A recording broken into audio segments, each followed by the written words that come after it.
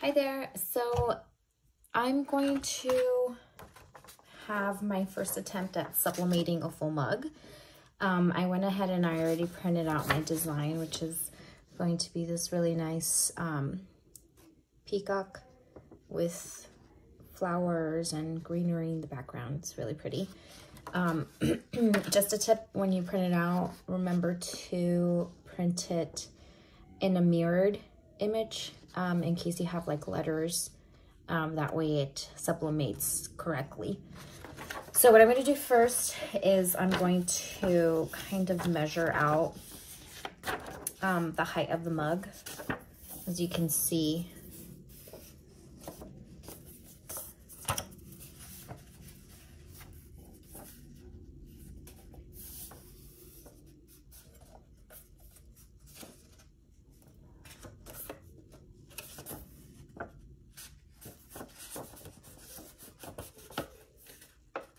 so I'm just going to crease it a little bit to get an idea of where I have to cut it.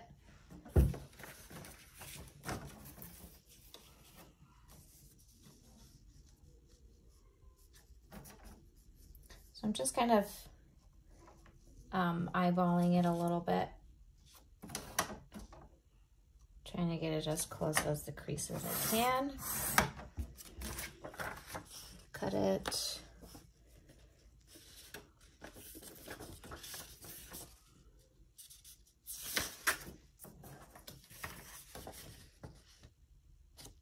Okay. So just this one.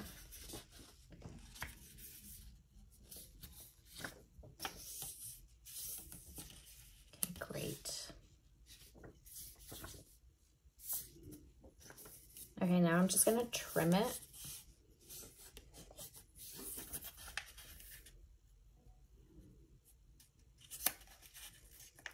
I'm gonna make another crease again and trim it down. So I already went ahead and I kind of pre-sized. It's at a medium to firm pressure. And I'm gonna go ahead and turn on my machine. And it's set to 360 right now. So I'm gonna change it to 400.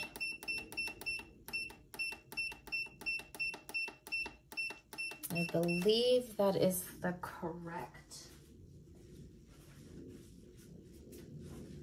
temperature. My handy dandy notebook, what I like about this heat press is that it came with a little manual, and it'll tell you like the materials, if it's a heat transfer vinyl or paper, and then it'll kind of give you the blanks. So for ceramic, let's see, ceramic mugs, 360 to 385 at a heavy pressure, at 180 to 240 seconds. 240 seconds. Actually, I'm going to bring it down a little bit because I was doing it a little bit too high. So I'm going to do it 380. And it says minimum 180 seconds. So I'm going to do about, since there's a lot of fine detail, I'm going to do 210. Because what I've seen sometimes that happens is that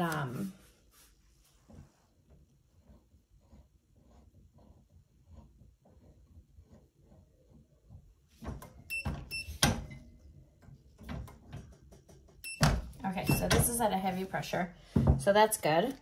And you can already start feeling it kind of hot.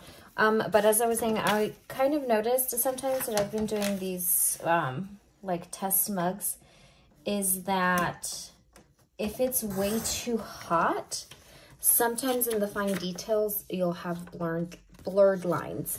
So I'm doing like a trial and error thing, just kind of testing it out to see what's a good pressure, heat, and time for the mugs. Okay, so I'm just going to trim it a little bit more. I'm going to trim it this side.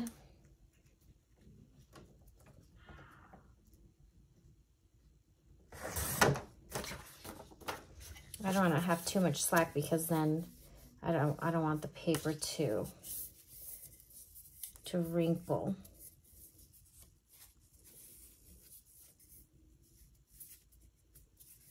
Okay, so this is kind of how I'm doing it. I'm gonna go ahead and tape it.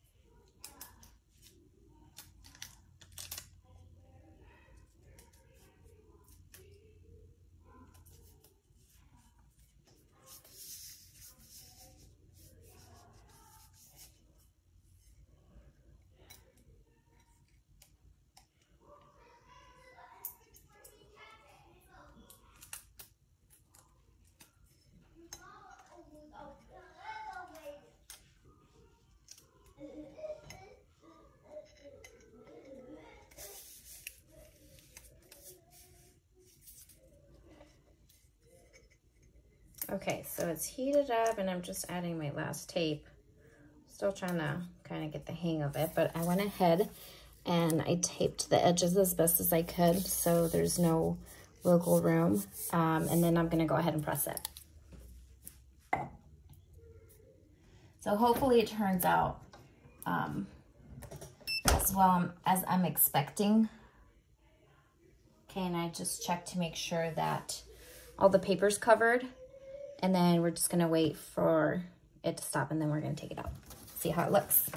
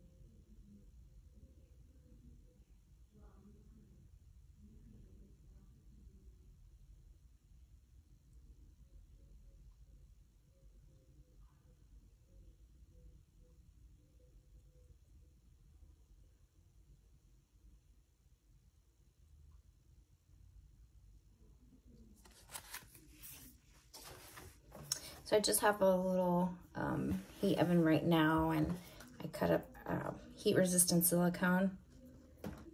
When I get it out, that way I can handle it a little bit better. Okay, so I'm gonna go ahead and turn that off.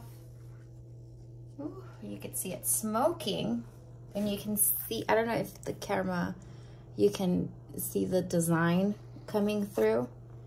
So I'm just gonna set that down and grab my silicone, since it's a little bit easier to kind of handle that, and carefully try to peel it off.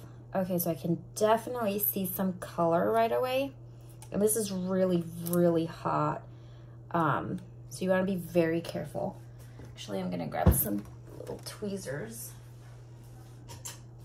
and try to pull the tape off. And you still want to be careful, because I've seen sometimes the image can get a little bit fuzzy, because keep in mind it's still hot, so the inks are still kind of evaporating. So you want to be as careful as you can so you don't get oh my god, this is gorgeous. So you don't get any blurred lines.